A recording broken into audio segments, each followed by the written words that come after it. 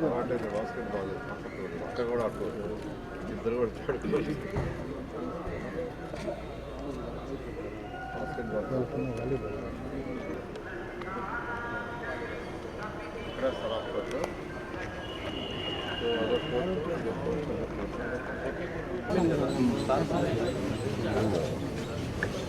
ఇది అభివృద్ధి జరిగింది.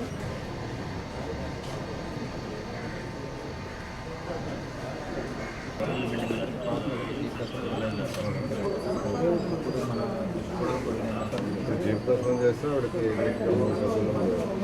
పైన నీట్గా 11 to 5 క్లాస్ అన్ని స్కూల్స్కి రేపు జూన్ ఓపెనింగ్కి టీచర్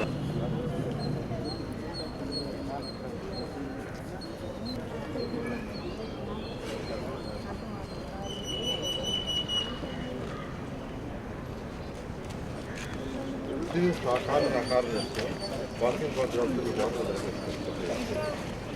ఆకారం చేస్తే ట్రింకెట్ ల్యాబ్స్ అలా గోడ ఏ ఉండకూడదు, కంప్లీట్గా మెసేజ్ టెంట్ ల్యాబ్స్ 21 ఉంటుంది,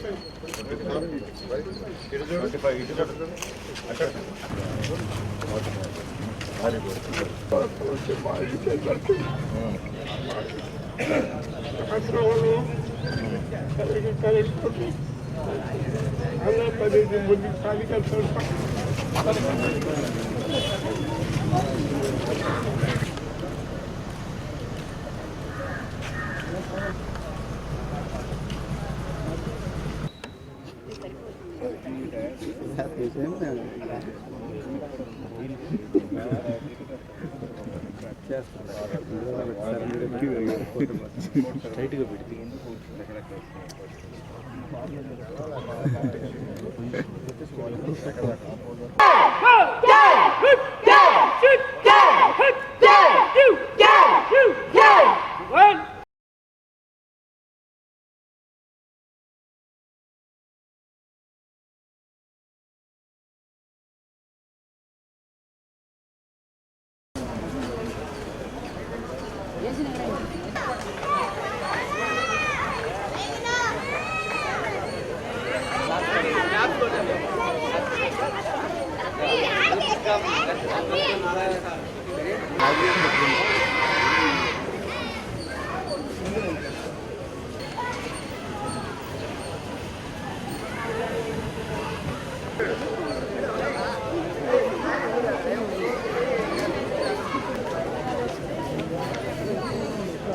ఫోన్ స్విచ్ ఆఫ్ చేసుకున్నాను.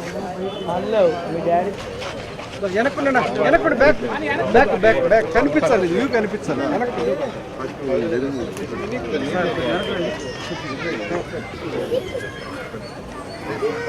ఇది చాలే కదలేదు.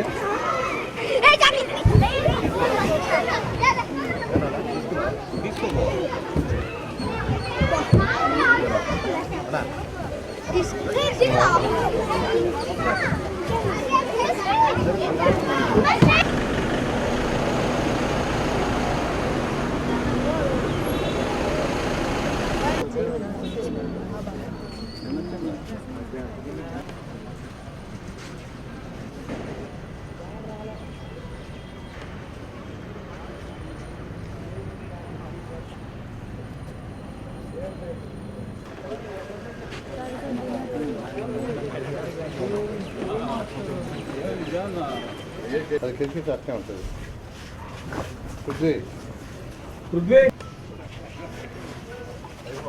2019లో ఈ రాష్ట్రంలో ఉన్న 130 మున్సిపాలిటీస్లో ఆ రోజు ముఖ్యమంత్రిగా ఉన్న నారా చంద్రబాబు ముఖ్యమంత్రి గారు ప్రతి నెల 3వ శనివారం స్వచ్ఛాంధ్ర కార్యక్రమాన్ని ఈరోజు వారే పర్సనల్గా ఏదో ఒక జిల్లాకు పోయి చేస్తున్నారు. ఈ యొక్క కార్యక్రమంలోనే రాష్ట్రంలో ఉన్న అన్ని మున్సిపాలిటీలో పార్కులు కానీ సెంటర్ డివైడర్లు కానీ వాటిని అన్నింటినీ డెవలప్ చేయమని ఆదేశించారు. దాని మీద ఈరోజు గ్రీన్ కార్పొరేషన్ కూడా 2014-19 పెట్టింది. దాన్ని కూడా వదిలేశారు. దాన్ని మళ్ళీ యాక్టివేట్ చేసి రాష్ట్రంలో ఉన్న అన్ని జిల్లాల్లో పార్కుల మీద స్పెషల్ ఫోకస్ పెట్టాం. ఈ నేపథ్యంలో నేను నెల్లూరు నుంచి ఎమ్మెల్యేగా గెలిచాను. నా బాధ్యతగా యాక్చువల్గా నెల్లూరులో కూడా అన్ని పార్కులను మళ్ళా రివైవ్ చేయటం ఇక్కడ ఆల్రెడీ డెవలప్ చేసాం. డెవలప్ చేసిన వాటిల్లో ఏదైతే జిమ్ ఎక్విప్మెంట్ ఉందో ఆ జిమ్ ఎక్విప్మెంట్ ఏర్పాటు చేయటం, ప్లే ఎక్విప్మెంట్ ఉందో దాన్ని ఏర్పాటు చేయటం జరుగుతుంది. గత ప్రభుత్వం పార్కుల పండుగ అని పేరు పెట్టారు. ఎందుకు పెట్టారో తెలియదు. మాటలు కాదు, చేతలు చేసి చూపించాలి. మాటలు చెప్పి ఊరికి టైటిల్స్ పెట్టుకుంటే కాదు, చేతలు కావాలి. అందుకనే ఈరోజు అందరికీ ఒక టార్గెట్ ఇచ్చాను. వచ్చే నెల 23వ తేదీకి మెజారిటీ కంప్లీట్ అవ్వాలని. అదేవిధంగా జూన్ 12 పిల్లలు మళ్ళీ స్కూల్స్ ఓపెన్ చేస్తారు. స్కూల్స్ ఓపెన్ చేసే లోపల అన్ని స్కూల్స్లో ప్లే ఎక్విప్మెంట్ పిల్లలకి ఇవ్వాలని, హై స్కూల్ పిల్లలైతే జిమ్ ఎక్విప్మెంట్ ఇవ్వాలని, అదేవిధంగా పార్కులు చేయాలని ఆదేశించారు. దాని మీద అందరూ చేస్తున్నారు. ఖజానా ఖాళీ, రాష్ట్ర ఖజానా అందరికీ తెలిసిందే. 10 లక్షల కోట్ల పైన అప్పు చేశారు. అప్పు కూడా ముట్టడం రాష్ట్రానికి ముఖ్యమంత్రి గారు అప్పు తీసుకురావాలన్న ఎఫ్ఆర్బిఎం లిమిట్. అంటే మనం ఎట్టయితే ఒక బ్యాంకుకి పోతే బ్యాంకు వాళ్ళు మన క్రెడిట్ని బట్టి యాక్చువల్గా లోన్ ఇస్తారు. అదేవిధంగా రాష్ట్రానికి కూడా క్రెడిట్ లిమిట్స్ ఉంటాయి. ఆ లిమిట్స్ అన్నీ దాటిపోయినాయి. గత ప్రభుత్వం చేసిన అప్పుల వల్ల అవన్నీ దాటిపోయి ఈరోజు అప్పులు కూడా ఇవ్వటంలా. ఎందుకంటే 2014-19 ఫిబ్రవరి నెలలో ఏషియన్ ఇన్ఫ్రాస్ట్రక్చర్ ఇన్వెస్ట్మెంట్ బ్యాంక్ ద్వారా 5,350 కోట్లు తెస్తే దాని వాళ్ళ అది కానీ వాడుంటే రాష్ట్రంలో మొత్తం అందరికీ చక్కగా ప్రతి ఒక్కరికి 130 లీటర్ల వాటర్ వచ్చింది. దాన్ని వదిలేసేయాలంటే ఎఫ్ఆర్బిఎం లిమిట్ అడ్డొచ్చింది. అయినప్పటికీ ముఖ్యమంత్రి గారు ఈ మధ్య ఫైనాన్స్ వాళ్ళతో మాట్లాడి దాన్ని క్లియర్ చేశారు. ముఖ్యమంత్రి గారికి ప్రత్యేకంగా ధన్యవాదాలు తెలియజేస్తున్నాను. అదేవిధంగా అమృత స్కీమ్, అమృత 2.0 2020-21లో ఇస్తే దాన్ని కూడా గత ప్రభుత్వం వదిలేసింది. 8,500 కోట్లు. కేంద్ర ప్రభుత్వం 36.7% ఇస్తారు. మిగతాది రాష్ట్ర ప్రభుత్వం పెట్టాలా. ఆ మ్యాచింగ్ కూడా పెట్టక దాన్ని వదిలేశారు. తర్వాత ఈ చెట్లు గ్రీన్ కార్పొరేషన్ వీటికి సంబంధించి ఈ యొక్క పార్కులు డెవలప్ చేయడానికి, గ్రీనరీ డెవలప్ చేయడానికి 2,800 కోట్లు ఇచ్చింది కేంద్ర ప్రభుత్వం. అయితే దాంట్లో 45% కోట్లు ఫస్ట్ ఇన్స్టాల్మెంట్ ఇస్తే దానికి మ్యాచింగ్ ఇవ్వాల. అదే పోయింది. అయితే మళ్ళీ దాన్ని రివైజ్ చేసి ఇట్లా గత ప్రభుత్వం ఏ పనులు అయితే చేయాలో ఆ పనులన్నీ చేయకుండా, పరిపాలన లేకుండా జగన్మోహన్ రెడ్డి గారు పూర్తిగా అంటే ఒక పరిపాలన, ఒక రాష్ట్రం, ప్రజలు వాళ్ళకి ఏం చేయాలా, ప్రజలు మనల్ని ఎందుకు గెలిపించారు, ఎందుకు గెలిపిస్తారు, వాళ్ళకి కావాల్సిన పనుల కోసం, ప్రజా సమస్యలు తీర్చడానికి.